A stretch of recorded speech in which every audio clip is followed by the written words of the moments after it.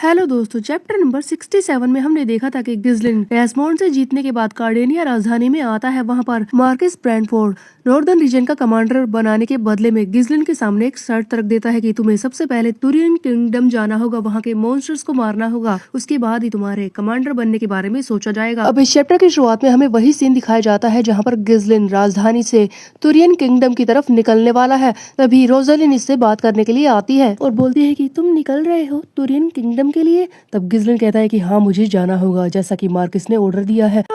कितनी बुरी बात है, वो जगह बहुत ही ज्यादा खराब है। अभी अभी तो तुमने एक लड़ाई जीती है, इसके तुरंत बाद ही तुम्हें वहां पर जाना पड़ रहा है। तब गिज़लिन कहता है कि मैं समझ गया हूँ कि मार्कस मेरा टेस्ट लेना चाहते हैं। मुझे लगता है कि युद्ध के दौरान मैंने जो परफॉर्मेंस दिखाई थी, मार्कस उससे खुश नहीं हुए, वो बुरी तरह से मेरा टेस्ट लेना चाहते हैं। खैर, मैं जीत कर ही रहूंगा, तुम चिंता मत करो, मैंने काफी राक्षसों को पहले भी मारा है। तब रोज़लिन बग्गी में बैठी पोएटे की तरफ अपने नजर घुमाती है और बोलती है कि तुम चिंता मत करो, मैं सब कुछ संभाल लूंगी, जैसा कि तुमने मुझसे रिक्वेस्ट की थी कि तुम देवी जोआना की इस प्रिंस पोएटो को अपने साथ ले जाना चाहते हो, इसीलिए मैंने इंतजाम कर दिया है, तुम इसे आसानी से अपने साथ ले जा सकते हो। तब गिज़लिन कहता है कि मैं हैरान हूँ इस बात को जानकर, मुझे लगा था कि ऐसा नहीं हो पाएगा।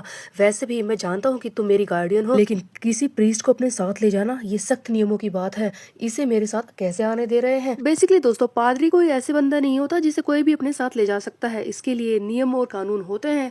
इसी बारे में रोज़लिन से ये पूछ रहा होता है। रोज़लिन बताती है इसका जो लीडर है उसे पैसों की जरूरत थी, इसीलिए वो मेरी बातें मान गया और उसे संभालना बहुत ही ज्यादा आसान था। और इस तरह से बेचारी पोएटे फिर से फंस गई गिज़लिन के साथ। ये बातें सुनने के बाद गिज़लिन रोज़लिन के सामने अपना सर झुकाता और कहता है कि आप मुझ पर उधार रहा, ठीक है मैं जाता हूँ। दोस्तों, रोज़लिन लगातार शर्मा रही होती है, गिज़लिन के सामने आते ही ये लड़की शर्माने लगती है। तब हम देखते हैं कि गिज़लिन अपना हाथ बढ़ाता है, रोज़लिन भी इसे अपना हाथ देती है और उसके बाद फाइनली ये इसके हाथों को फिर से चूमता है और कहता है कि ठीक है माय लेडी, मैं जाता हूँ, मैं हमेशा आपकी खुशी की कामना करता हूँ, आप खुश रहिए। और इस तरह से छोटे से इस क्यूट मोमेंट के बाद यहाँ से हमें सीन को बदल कर दिखाया जाता है। हमें फाइनली दिखाया जाता है तुरियन किंगडम, जहाँ पर गिज़लिन को जाना था। तुरियन किंगडम की बर्फ की चादर से ढके सफेद पहाड़ और बहुत ही खतरनाक वेदर, यहाँ पर गिज़लिन और उसके साथी अपना अपना घोड़ा दौड़ाते हुए आगे बढ़ रहे होते हैं। तभी बेलिंदा अचानक से चिल्लाती है, यंग मास्टर ध्यान दीजिए, सामने से कई सारे बर्फीले मॉन्स्टर हमें आते हुए दिखाई देते हैं। दोस्तों, रास्ते में भी बहुत सारे राक्षस इन पर हमला कर रहे हैं। अब जैसा कि राक्षस इनके सामने आए हैं तो लड़ाई तो शुरू हो गई ही,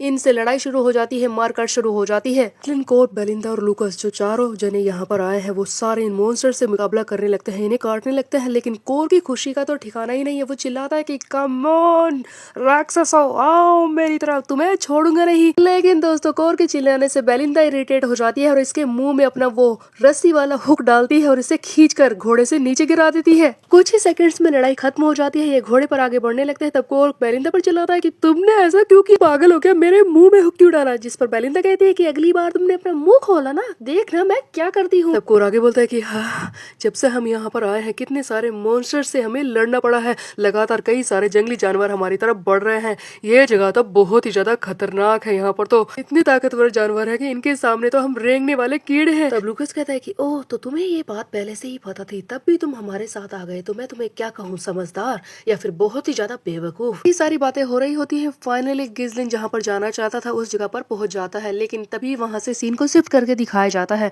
हमें दिखाया जाता है फेनरिस कासल। तो ये एक फ्लैशबैक का सीन है जहाँ पर तुरियन किंगडम के लिए निकलने से पहले गिज़लिन अपने फेनरिस कासल में वापस आया था अपने साथियों को इन्फॉर्म करने के लिए। ये वही सीन है जहाँ पर गिज़लिन अपने साथियों को बता रहा होता है कि वो काफी वक्त तक इस महल से दूर रहेगा, यहाँ का ध्यान रखना होगा। दोस्तों, गिज़लिन किले से दूर रहेगा, ये बात सुनते ही क्लाउड के मन में लड्डू फोड़ने लगते हैं कि फाइनली छुट्टी मिली, हाँ छुट्टी। लेकिन गिज़लिन के सामने ये उछल उछल कर तो नहीं दिखा सकता, इसीलिए बोल रहा होता है कि ओह माय लॉर्ड, आप जाएंगे यहाँ से, मैं आपके बिना कैसे रहूंगा। एल्फॉय भी बोलता है कि हाँ, यहाँ से आप दूर रहेंगे तो इस कंडीशन में हमें थोड़ी सी छुट्टी लेनी ही पड़ेगी। लेकिन दोस्तों, मन में ही ये दोनों बहुत ही ज्यादा खुश हो रहे होते हैं। गिज़लिन आगे गिलियन से बोलता है कि गिलियन, मैं जा रहा हूँ, क्या तुम मेरे पीछे से यहाँ का सारा काम संभाल लोगे? और हाँ, इन दोनों को खास कर देखना, ये कोई परेशानी ना खड़ी करे।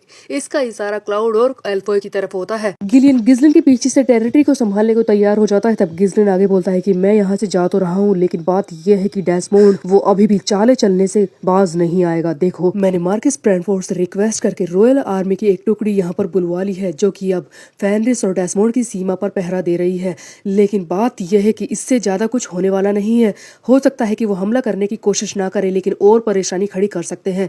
तुम लोगों को सावधानी रखनी होगी। रॉयल आर्मी की इस पर नजर है और डेस्मोंड से बाकी लोगों ने किनारा कर लिया है, तब भी वो हमला करने की कोशिश जरूर कर सकता है। इसीलिए अगर ऐसा हो कि लड़ाई शुरू हो जाए, उस वक्त तुम अपने साथियों के साथ यहाँ से पीछे हट जाना, जैसा कि मैंने कहा। दोस्तों, गिजलिन अपनी एब्सेंस में यहाँ पर होने वाली संभावना के बारे में सोच रहा था और वो गिलियन से ऑर्डर देता है कि अगर युद्ध हो तो तुम यहाँ से अपने साथियों को साथ लेकर पीछे हट जाना। लेकिन क्या गिलियन पीछे हट जाएगा? गिजलिन ने सारी बातें समझा दी है। वो यात्रा पर निकलने को तैयार होता है। ये लूकस और बेलिंदा को अपने साथ जाने के लिए बोल देता है। ऑर्डर पाते ही लूकस उठ पड़ता है गिजलिन के साथ जाने के लिए। बेलिंदा भी तैयार है, लेकिन तभी कोर भी बोलता है कि मैं भी तुम्हारे साथ आऊंगा, मुझे भी ले चलो। जिससे सुनकर एल्फॉय कहता है कि क्या ये बंदा छुट्टी लेना नहीं चाहता? पागल है क्या ये? लूकस भी इसकी बात को सुनकर हैरान हो जाता है और समझाने की कोशिश करता है कि देखो, मैं तुम्हारी बेइज्जती नहीं करना चाहता, लेकिन मैं तुम्हें समझा दूंगी। जिस तरह की तुम्हारे मीडियोकर स्किल है, उनके हिसाब से तुम तुरियन किंगडम में सरवाइव नहीं कर पाओगे। और देखा जाए तो लॉर्ड तुम्हें अपने साथ ना ले जाकर तुम पर एक बहुत ही बड़ा एहसान कर रहे हैं। मेरी बात मानो। दोस्तों, लूकस भी नहीं चाहता कि कोर इनके साथ जाए, लेकिन कोर को ये बात सुनकर गुस्सा आ जाता है। वो इस पर हाथ उठाने की कोशिश करता है, लेकिन इतने में ही आ जाता है बीच में गिजलिन। कोर बहुत ही स्पीड में आगे बढ़ा था। पहली बार इसने लूकस को हैरान कर दिया है, लेकिन गिजलिन ने इसके वार को रोक लिया होता है। तब कोर कहता है कि जो पिछली बार हुआ था ना, वो नहीं होगा। अब की बार मुझ पर ट्राई कर, मैं तुझे छोड़ूंगा नहीं। ओह, ऐसी बात है। तब गिजलिन बोलता है कि बस करो तुम दोनों। और हाँ गिलियन, क्या तुम अकेले सबको संभालोगे? जिस पर गिलियन कहता है कि आप चिंता मत कीजिए माय लॉर्ड, मैं अकेला सब चीजों के लिए काफी हूँ। गिलियन के सहारे सबको छोड़कर फाइनली सारे लड़ाके यानी कि गिजलिन, बेलिंदा, लूकस चल पड़ते हैं तुरियन किंगडम की तरफ। बस एक गिलियन ही है जिस पर गिजलिन आंख मूंद कर विश्वास कर सकता है कि वो इसकी रक्षा करेगा। दोस्तों, हमें सीन को बदलकर दिखाया जाता है। फाइनली फिर से वर्तमान का यानी कि तुरियन किंगडम का सीन दिखाया जाता है, जहाँ पर गिजलिन एक किले के सामने पहुंच चुका है। हमें एक छोटी हवेली टाइप की दिखाई जाती है, जिसका बड़ा सा दरवाजा खुलता है और ये सारे अंदर जाते हैं। ये शैडो माउंटेन के फोर्ट्रेस की आयरन क्लिफ है। बेसिकली दोस्तों, किला कहीं और होगा, लेकिन बॉर्डर पर इस तरह के छोटे छोटे हवेली टाइप के बनाए गए हैं, जहाँ पर सैनिक तैनात होते हैं बॉर्डर्स की रक्षा करने के लिए। गिजलिन अपने साथियों के साथ इस हवेली के अंदर आ जाता है और आसपास का नजारा देख रहा होता है, जहाँ पर बड़े बड़े मॉन्स्टर्स को केज में बंद करके रखा गया है। इसके अलावा कई सारे सैनिक बैठे होते हैं जो मजे कर रहे हैं, दारू पी रहे हैं। इसके अलावा बहुत सारे हथियार और बाकी चीजें भी होती हैं। तब बेलिंदा बोलते हैं कि ओह माय, ये तो अपना मूड बना रहे हैं। हाँ, तब यहाँ पर लूकस कहता है कि ओह, ये जगह तो बिल्कुल वैसी ही है जैसे मैंने इसे पहले देखा था। इतने में ही कोर किसी बंदे को बोल रहा होता है कि हे, घूर क्या रहा है बे? लेकिन गिजलिन कहता है कि चुप करो कोर, किसी से लड़ाई करना मत शुरू कर देना। कोर कहता है कि हम यहाँ पर क्या कर रहे हैं? हम अपना सामान कहीं पर रखते हैं और सीधे जाता है उन राक्षसों को मारने के लिए। तब गिजलिन बोलता है कि हम ऐसा नहीं कर सकते, हम मुंह उठाकर राक्षसों को नहीं मार सकते। देखो, ये हंटर गिल्ड है, जहाँ पर हमें सबसे पहले अपना रजिस्ट्रेशन करवाना होगा, उसके बाद एक हंटर बनकर तुम राक्षसों को मार पाओगे। तब बेलिंदा कहती है कि क्या ऐसा है? लेकिन हमें यहाँ पर इनकी रॉयल फैमिली ने बुलाया है, उन लोगों ने तो हमें रिक्वेस्ट की है, तभी तो हम यहाँ पर राक्षसों को मारने के लिए आए हैं और हमें कोई स्पेशल ट्रीटमेंट नहीं मिलना चाहिए। हम इस तरह के बेकार प्रोसीजर में क्यों फंसे? तब गिजलिन कहता है कि बेलिंदा, मेरी बात को ध्यान से सुनो, किसी भी फालतू बात में मत फंसो। हमें किसी और पर रिलाय नहीं होना है। भले ही उन लोगों ने हमें बुलाया हो, तब भी हमें ये करना है। यहाँ के नियम ऐसे ही हैं, समझी? दोस्तों, रॉयल फैमिली ने खुद इन्हें यहाँ पर मदद के लिए बुलाया है, लेकिन तब भी इन्हें एक हंटर रजिस्ट्रेशन करवाना पड़ेगा और सारे नियमों का पालन करना पड़ेगा। यहाँ का रूल ऐसा ही है। तब गिजलिन फाइनली इस हवेली के अंदर आ जाता है, जहाँ पर एक बंदा दिखाई देता है जिसने सफेद भालू जैसे कपड़े टाइप के पहन रखे होते हैं, सर पर भी इसने ओढ़ रखा होता है। तब गिजलिन ने इसे बताता है कि मैं हूँ बैरोन फेनरिस, मैं लुथानिया साम्राज्य से आपकी मदद करने के लिए आया हूँ, क्योंकि आपकी रॉयल फैमिली ने हमारे सामने मदद के लिए रिक्वेस्ट भेजी थी। तब ये कुर्सी पर बैठा बंदा बोलता है कि ओ, तो तुम हंटर रजिस्ट्रेशन करवाने के लिए आए हो। देखो, मैं तुम्हें पहले ही बता दूं, यहाँ पर चाहे कोई नोबल आ जाए या फिर कोई आम इंसान या फिर कोई दास, उन सबको एक ही तरह से ट्रीट किया जाता है, समझे? इसलिए ये मत सोचना कि तुम नोबल हो तो तुम्हें कोई स्पेशल ट्रीटमेंट मिलने वाला है। दोस्तों, गिजलिन ने तो बेलिंदा को पहले ही बोल दिया था कि यहाँ पर कोई भी मेहमान नवाजी नहीं करने वाला है। तब ये कुर्सी पर बैठा बंदा आगे बोलता है कि देखो, तुम नोबल हो ना, लेकिन नोबल वाले नखरे यहाँ पर मत दिखाना, क्योंकि हमारे पास ज्यादा चीजें नहीं है, हमारे पास परेशानियां बहुत है। इसीलिए फालतू की चीजों पर हमारा ध्यान ही नहीं जाता। और हाँ, तुम यहाँ पर मॉन्स्टर्स को मारने के लिए आए हो, इस बात का ध्यान रखना। किसी आसपास वाले को मार मत देना, कोई परेशानी खड़ी मत कर देना, क्योंकि आफ्टर ऑल हम सारे हंटर हैं और हमारा एटीट्यूड सेम लेवल पर होगा। हमें तो बस मॉन्स्टर्स को मारना है, समझे ना। तब कोर कहता है कि हाँ, बकवास मत करो, तुम मुझे हंसा रहे हो। तुम लोग यहाँ पर कुछ नहीं कर रहे, लगता है कि तुम यहाँ पर बस आराम करते रहते हो। इस बंदे की टेबल पर येलो कलर के बैचेस पड़े होते हैं, जिनमें से एक गिज़लिन उठाता है। तब ये बंदा बोलता है कि देखो, जब भी तुम हंटिंग करोगे तो ये बैच तुम्हारे पास होना चाहिए। ये तुम्हारी परमिशन है कि तुम एक हंटर हो और तुम्हें शैडो माउंटेन में मॉन्स्टर्स को मारने की परमिशन दी गई है। इसे हमेशा अपने पास रखना ताकि जरूरत पड़ने पर ये तुम्हारे काम आ सके। कोई परेशानी मत खड़ी करना। और इस तरह से दोस्तों फाइनली इसका रजिस्ट्रेशन हो जाता है एज अ हंटर। गिज़लिन ने पेपर पर रजिस्ट्रेशन करवा लिया और इसे एक पीला कलर का बैच दिया गया है, जिसके हिसाब से अब ये शैडो माउंटेन में कहीं भी मॉन्स्टर्स को मार सकता है। गिज़लिन मुड़कर जाने लगता है। तब बेलिंदा कहती है कि हाँ, इतना एटीट्यूड, इन्हें किस बात का घमंड है। ये अगर हमारी टेरिटरी में होते, हमारे साम्राज्य में, तो इस तरह से नहीं होता। इन लोगों ने सामने से हमें मदद करने के लिए बुलाया है, ना कि हम इनकी मदद करने के लिए आए हैं, फिर भी इतना एटीट्यूड दिखा रहे हैं। बेलिंदा तो बिल्कुल भी खुश नहीं है। तभी गिज़लिन आगे बढ़ने लगता है। इतने में ही 3 बंदे आ जाते हैं जो गिज़लिन का रास्ता रोककर खड़े हो जाते हैं और कहते हैं कि एक फॉरेन नोबल यहाँ पर आया है, तो तुमने अपना हंटर रजिस्ट्रेशन करवा लिया।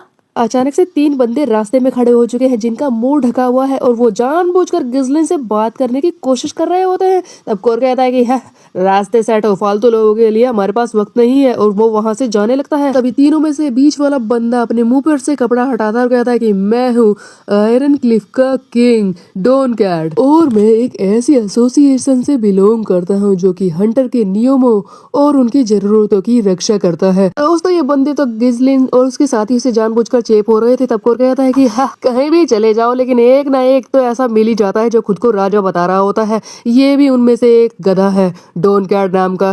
क्या करे अब इसका, हम तो यहाँ पर पहली बार आए हैं। तब दोस्तों वो बंदा जो कि जानबूझकर गिज़लिन के साथियों से बात करने की कोशिश कर रहा है, वो कुर्सी पर बैठे नाइट की तरफ इशारा करता है। देखो तुरियन के नाइट्स को, ये तो सोते रहते हैं, यहाँ पर हंटर ही है जो काम करते हैं और यहाँ की कानून व्यवस्था को चलाते हैं।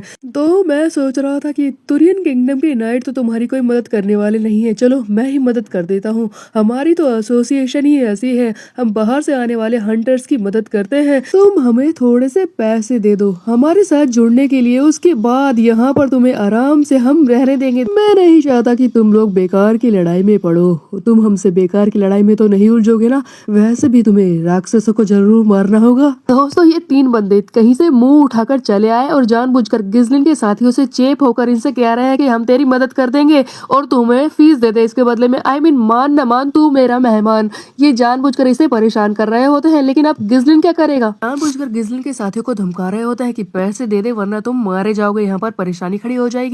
तब बेलिंदा कहती है कि इन लोगों की हिम्मत कैसे हुई, मैं इनका मुंह बंद कर दूंगी। इतने में गिज़लिन कोर से कहता है कि कोर चलो मैं तुम्हें सिखाता हूँ कि जब हम किसी नई जगह पर जाते हैं तो कैसे बर्ताव करना है, और वैसे भी ऐसी जगह पर जहाँ पर कोई नियम कायदा नहीं है। तब दोस्तों गिज़लिन गुस्से के मारे उस बंदे के सामने खड़ा हो जाता है जो खुद को आयरन क्लिफ का राजा डॉन कैट बता रहा था। तब वो डॉन कैट बोलता है कि ओह, तुम तो फॉरेन नोबल बहुत ही ज्यादा समझदार हो, तुमने इतनी जल्दी डिसाइड कर लिया।